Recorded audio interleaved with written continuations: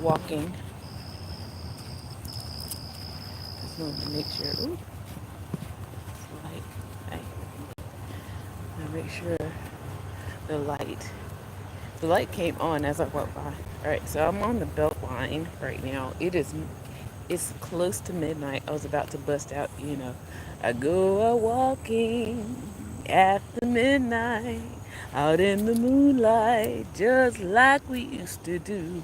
And if you know what that is, you know what that is. All right, so I don't want to get a copyright strike or whatever, because it is midnight. The moon is out. I'm on the belt line, and I'm just walking. Um, and I can imagine if my brother is out walking, I feel it makes me feel more at ease if he is taking the belt line at night, walking around or whatever. Um, and I've lived in this city for 20 years. Beltline is new-ish, um, and it seems like not much is going on out here. It's nice to get some cool breezes or whatever and not feel so confined. And I've done at least one live on the Beltline.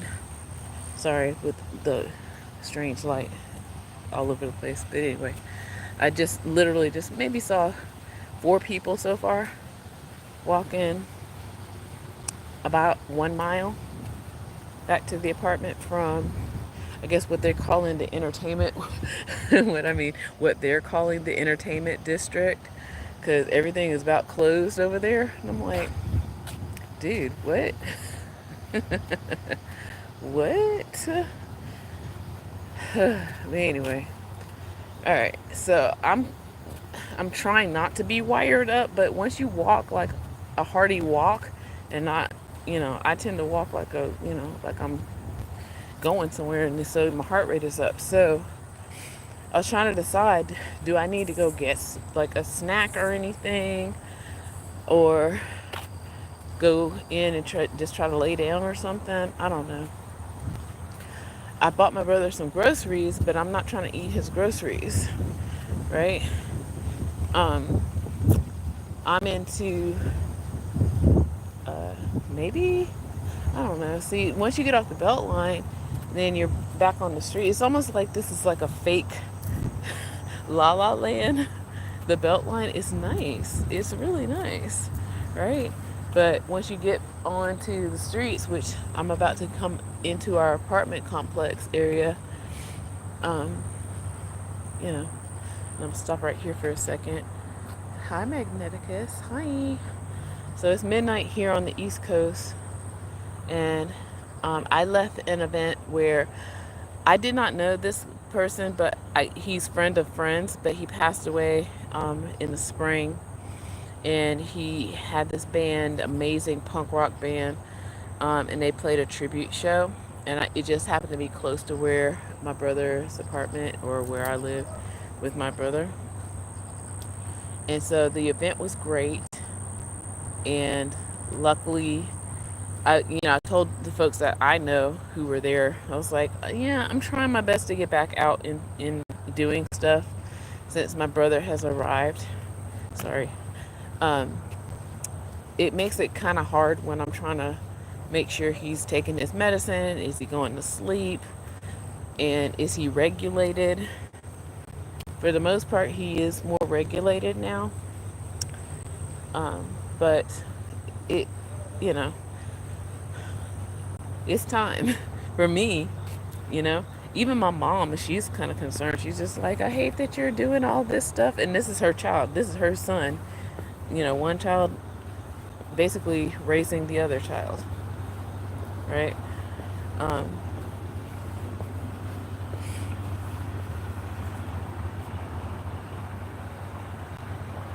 yeah, I mean, I'm glad too. It's not like I regret any of what I'm doing. It's not like I didn't know that this was going to happen. Like 20 years ago, we knew that he had a disability. Even back then, we didn't know how bad it was. Even as of 6 months ago, I didn't know how bad it was. Um, but he's getting better, you know. And like I said, I've picked If anybody has to be, you know, disabled with minimal like background help, like this is the place to be. Like there's the pool over there. The coffee house is right here. It's closed though. Um, I think I do pretty well for myself on a modest teacher income. That along with his social security helps me, somewhat, I'm not saying fully, somewhat afford an apartment for him to be in. Okay. Okay, and I see somebody down there. It's like with the price of rent now, out here in these streets, it's high. And I try my best, and there's going to be an air conditioner, so I'm trying to, I don't want to walk through the other way because there's a gate. So maybe I can go through the gates. Um, I try to use my money wisely. I'm a musician too, so I'm still back. I'll just say this: since COVID, it has been really hard to make money as a musician as we used to. I even this summer had my gig that I had for at least almost 10 years kind of bail out on me. So I had a standing summer gig that didn't happen this year, you know. Um, so I try my best to, use my money wisely. Sorry, I know that's kind of noisy. Use my money wisely, and I don't know. We'll see what the future brings. I'm walking by the pool right now. So, yeah, it's not, I mean, it looks glamorous, but yo, it's pricey. And like I said, I use my money wisely. But maybe I should. And I haven't even been in the pool yet since I've been here. I want to. We'll see what happens maybe in a few weeks or so. I don't know. We'll see. I did see some folks in the pool the other day. Was it yesterday? The day before? Something like that. Anyway.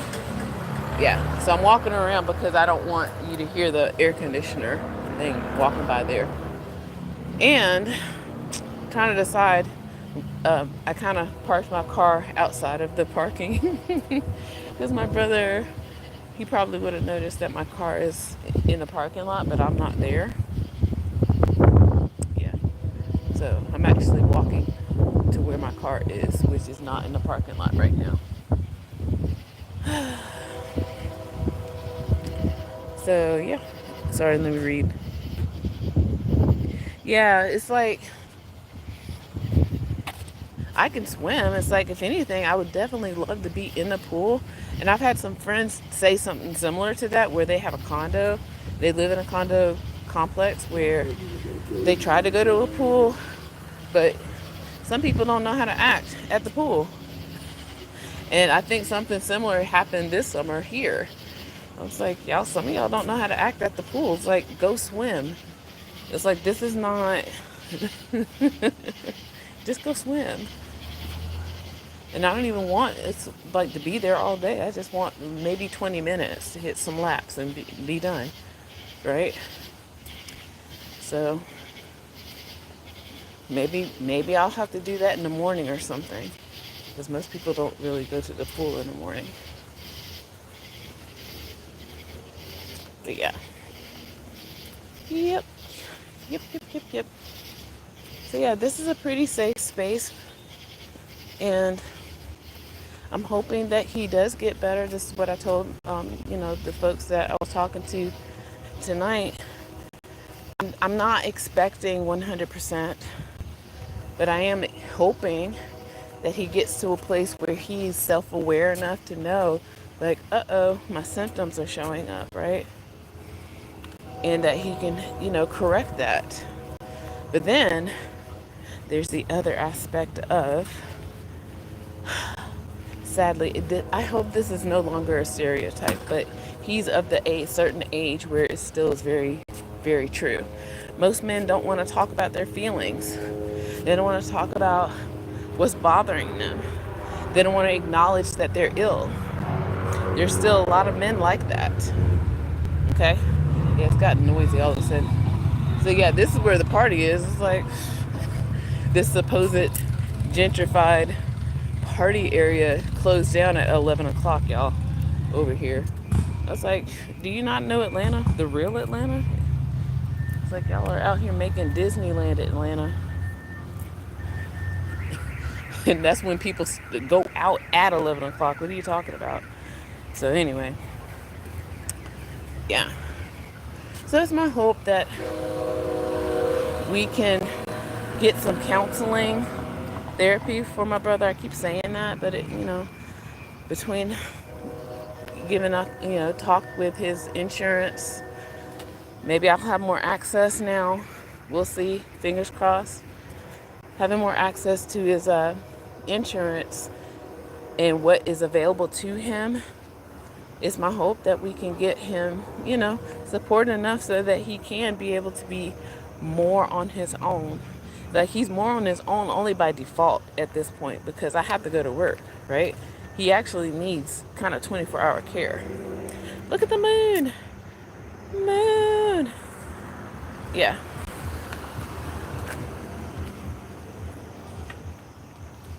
Yeah.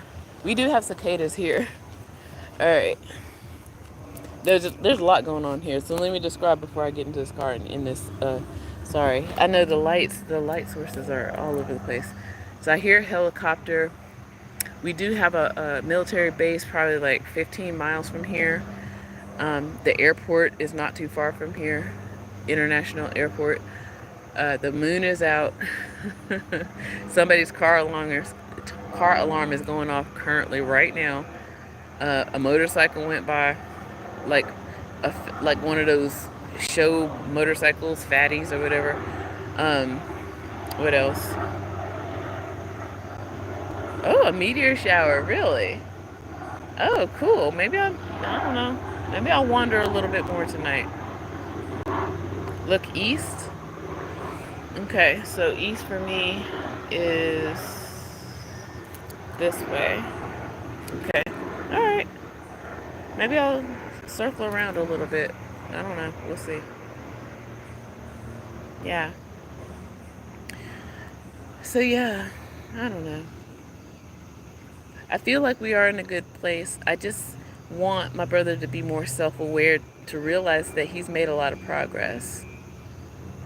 I think he does know this, but he's also still trying me, as in, I don't know if I said this in another live or not, but he threw his bank card away this week because he doesn't know how to work bank cards, and he doesn't understand that what's on when you spend money, you got to wait until it posts before you start spending more money. So he's like overspending, and he doesn't like the fact that when I put more money on there, the money starts disappearing. It's like, yeah, because you spent it ahead of time, and the bank is getting their money back. Oh my gosh, what is happening?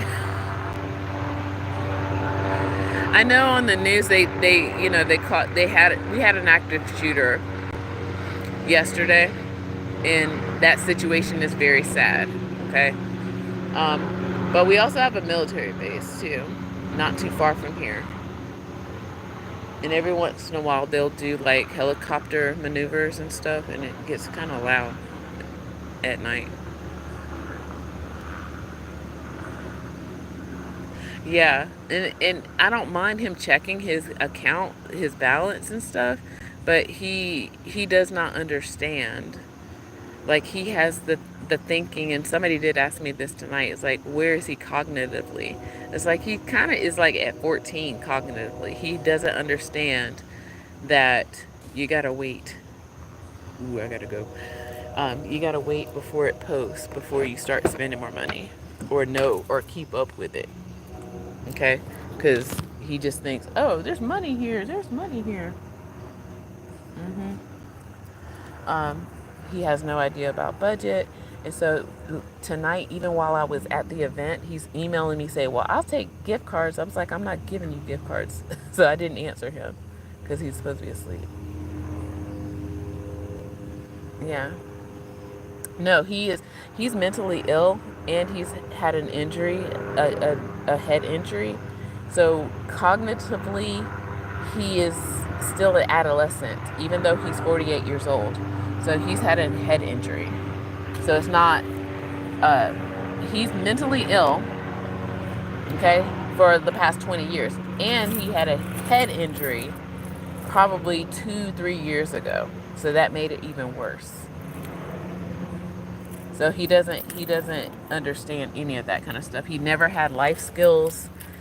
Um, he never, and again, I'm mad at the system because we kind of knew he was mentally ill, but he was doing well at the same time. We thought that he was getting lessons on life skills and all this other stuff, and it seems like he never got any of that. So anytime he gets money, it just literally falls out of, oh, I give him an allowance. I give him an allowance. I really do. The thing is, um, I'm trying to make it as paper traily as possible, because what would happen is when I gave him money cash, it's gone in hours. Okay? I tried to give it to him per the whole month in January, which was roughly around like $150 for the month. And I thought, oh, he'll hold on to it because of other things I had noticed in the past, right? That $150 was gone in 2 days. And then he was asking me for more money, and I was like, "Well, what do you mean?" Like, meanwhile, I'm already paying his bills. I'm paying his rent. I'm paying all of his other utilities. So he really has $150 to do what he wants to, and I'm paying for his food. He has no real bills. You see what I'm saying? So he went and, like, just like a teenager, rent and just, I don't know what happened to that money, but after 2-3 days, I'm sorry, I'm coming inside now. Sorry. After 2-3 days, he was asking me for more money, and I was like, "What happened to your money?" And he was like, "I don't know." I was like, "Well, I can't give you more money because this is your money. This is your benefits." And he doesn't understand that, right? Yeah. Yeah, exactly, Magneticus. I'm saying, yeah, I'm basically giving him $38 a week, but I'm also paying all of his bills. Like, his rent is paid, his utilities are paid, his medical bills are paid. Like, what he would do with that $30 was like buy soda and snacks. But yet it's gone in like a day, one day, if not even that, a few hours. And that's a part of the illness where I think I live streamed about this before, about the invisible addictions. Like, a lot of people talk about how mental illness, like, people are self-medicating with substances like alcohol or drugs, but nobody's talking about the over shopping. And yeah, that's true, but if he already has his bills paid, he doesn't drive, he can walk to any corner store and buy a soda, a pizza. And I'm like, I stock his refrigerator. He has food. So I'm not expecting him to pay for anything outside of that. Okay? But he's costing me more money. Like, a lot more money. A lot more money. Okay? Yeah, he's mentally ill, though, Magneticus. So you don't understand. Like, he has food. Anything he asks for the shopping list, within reason, I buy it. And it's in the refrigerator. His bills are paid. Like, why would you have to spend $5 every day? On what? For what? You know what I mean? So, he doesn't have a job. He doesn't need a job because he's disabled. He won't remember 5 minutes into the future. So, part of it is that he's buying things that, I'm just be honest now at this point, he's buying, like, yeah, he'll buy a DVD, but then sometimes I'll buy it for him. Some of these things. Oh, it's funny you say I'm a very good mom. No, I'm his sister. So I'm buying these things for him. Like, he would ask me, like, "Oh, can you buy me?" If it's within reason, I'll pretty much buy it. you know, and then I give him that money per week. Okay? So, if anything, I'm trying to quell any kind of impulse that he mentally illness might have, like going into a store and just stealing something. Okay? Like, no, you can buy it instead of stealing. I'm trying to prevent him from just doing petty crimes because he's mentally ill. Okay?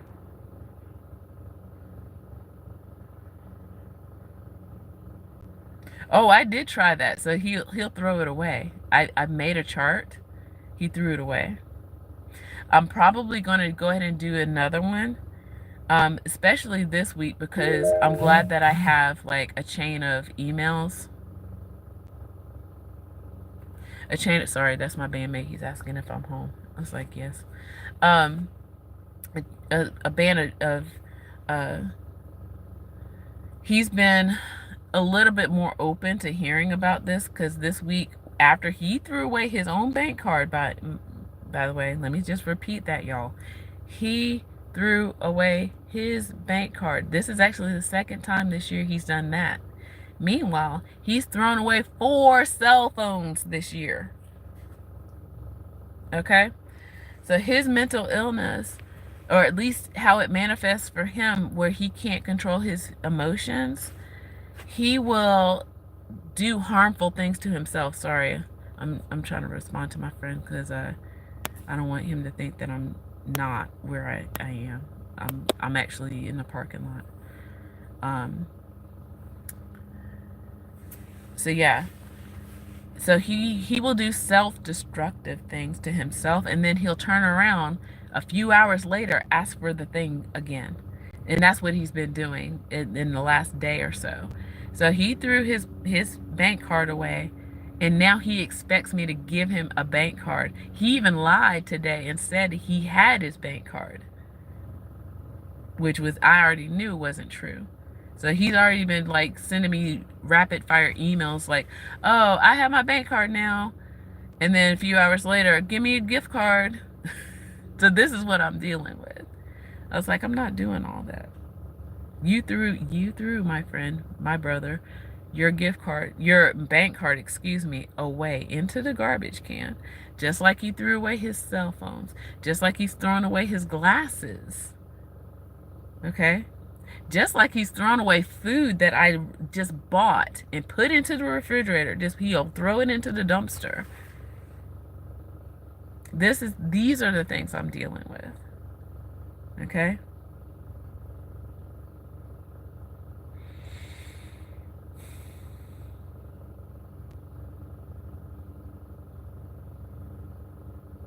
That's true, but he mentally can't remember how to do things. Okay?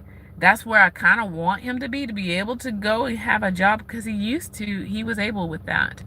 And that's before the head injury. So he had a job as being bipolar, but he's had a head injury now.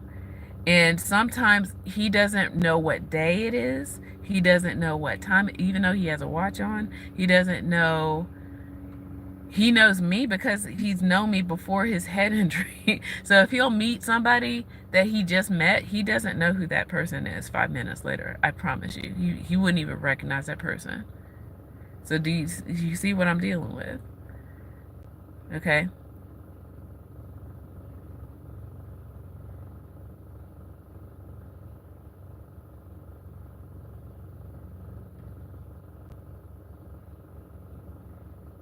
Yeah, he does have mental illness. That's what I'm saying. And a head injury on top of it. Exactly. That's exactly what I'm saying. He has mental illness and a head injury at the same time.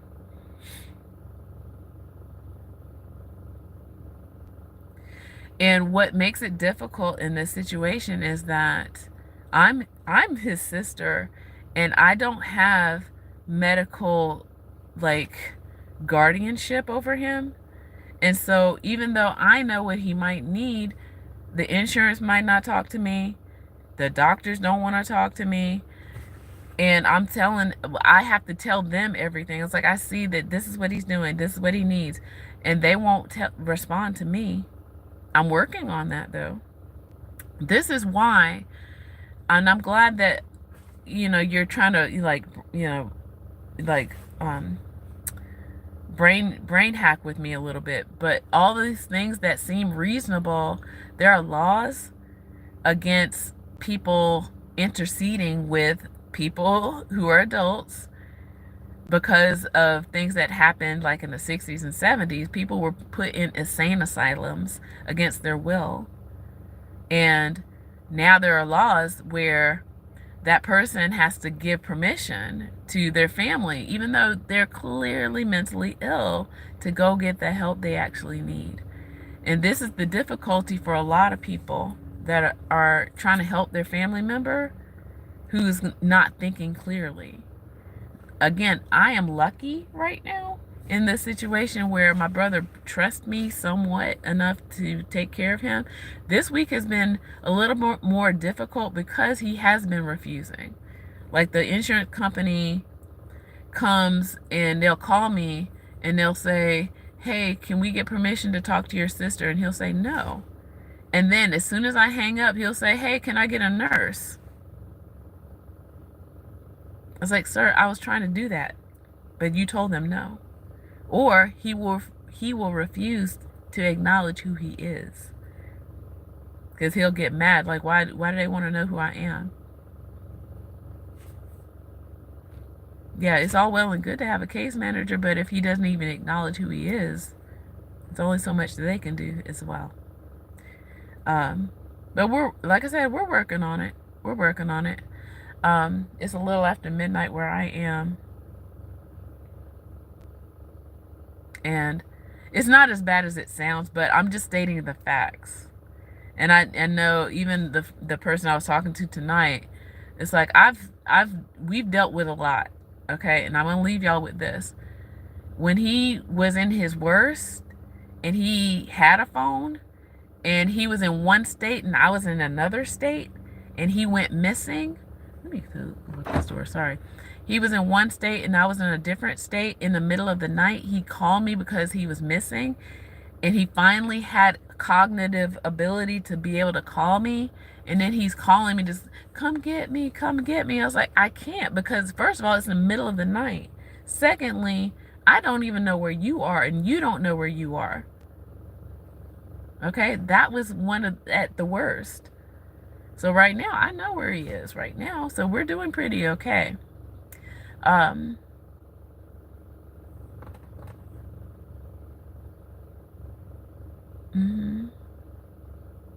Oh yeah, I'm his payee, so that's why he keeps trying to, like, say give me gift cards. I'm like, I'm not giving you a gift. I've already spent, or I've spent on you your care for the month, overspent, and I've been overspending too, by the way, for his rent, for his utilities that he keeps turning the heat on, y'all. Okay, I have hot flashes. Last night he had the heat on. Okay, so I'm doing okay. So this is me ranting right now. So otherwise, other than this right now, I wouldn't say anything. I'd be like, well, yeah, he's mentally ill. Okay, so thank you for listening right now.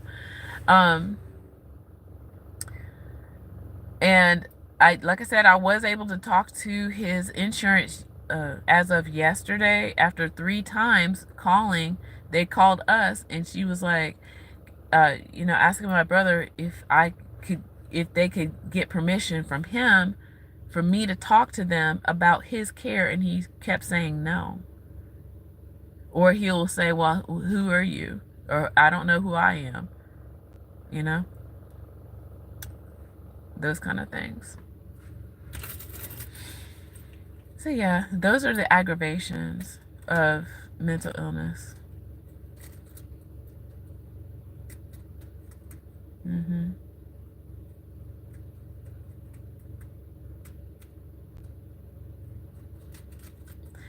Yeah, there's a long saga in this, and I really hope that you're watching my playlist, because there's a lot. There's like 100 different videos from the beginning of the year when I decided, it's like, look, I got to take care of my mental health, and this might be the only way to do that is to document this. So I'm on the East Coast, so it's way well after midnight. Which again, he might be awake anyway. It doesn't matter. Um, but yeah, there's been a long saga of this, and I'm not complaining. I'm just explaining, if that makes sense, because he's gone a long way. He's got like it's been so much worse months and months ago. And like I said, um, thank you so much for your wait, hold on. I'm gonna get my eyes checked. So that's the other aspect of this. It's like I can't even go get the care I need for myself. Like I'm so overdue for an eye exam right now. Like I have to take off my glasses just to read what you're saying here, even though I know I can kind of see what you're saying. Mm-hmm. Mm-hmm. Oh, honey. All these things I've thought of. It only works if he keeps it on his body. Only recently, like he now has a watch. He's like I said, he's thrown away 4 cell phones. There's no way I can't even put a tracker on him because he throws clothes away, he throws food away, he throws everything, or he'll lose it. His mail key he's lost. I have his ID because that's the one and only thing that he has right now. If he loses it, he doesn't exist. Well, let me take that back. I have his birth certificate. Okay? But his ID, he wouldn't exist. And he can't keep up with anything. I wish I could put a tracking number on him. I wish, or a tracking device. But it would only work if he kept it on. And he won't. Okay?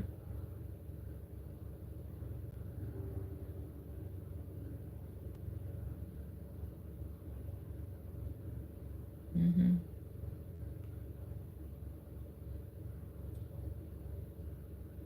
Yeah, and I do want him to engage. And that's one thing I have noticed. He's been more engaged. I'm trying to find people that can help engage him in conversation without feeling sorry for him. That's the other thing.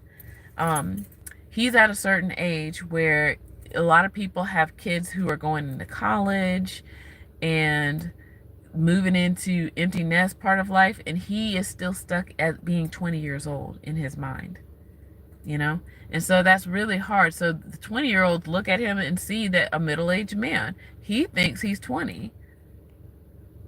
Okay, the people his age, they can't relate to him either because he thinks he's 20. Yeah, I will say today, like he kind of had a, I don't want to say a mini panic attack, but he was struggling. And I tried to coach him a little bit in the moment, but again, as a sister, like that's why I keep saying he needs counseling. As a sister and a family member, he doesn't always want to, listen to what I'm saying. Not always, right? So he needs somebody who is either a nurse, occupational therapist, which I've mentioned before in my playlist. So please make sure you check out my playlist, and like and subscribe and all the things. As I'm looking for, I'm trying to think what kind of snack do I want, because I kind of want a snack before I go home. I've been really hungry lately today. Like I had dinner. I really did. I was really thirsty. I think that's what it was. I was really thirsty. But yeah, he's doing okay. It's just that this is the confessional that sometimes I need to get out the rant and the rave or whatever. And the medication seems to be working for him, and we're making progress. I promise you, because seriously, um, in January it was bad. February it was bad and worse. March, whew, April, definitely when he was put in the hospital finally, because I could see what was going on, and I had to have a conversation with one of my friends who's a nurse, and I described to her what was going on. She was, well, unless he's in crisis, they won't do anything. And I was like, This healthcare system is straight trash. And that's to me is the maddening thing. It's like, I know my brother needs help and he knows he needs help.